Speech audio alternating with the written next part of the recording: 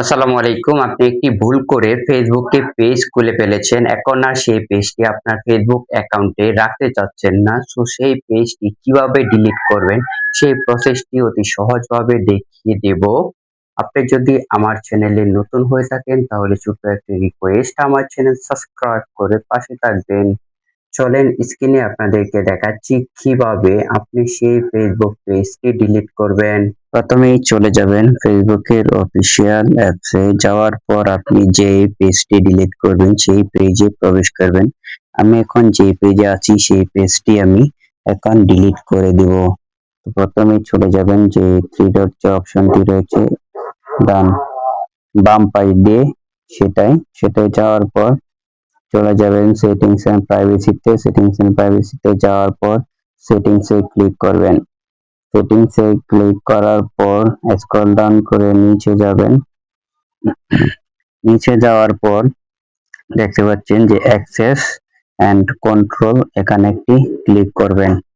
Click করার পর এই জায়গায় দেখতে পাচ্ছেন যে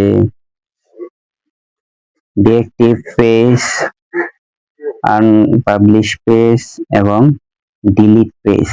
আপনি যেহেতু ডিলিট করবেন তাই নিচেরটাই ক্লিক করে কন্টিনিউতে চাপ দিবেন। তারপরে কেন ডিলিট করবেন পেজটি সেটা জানতে চাইবে।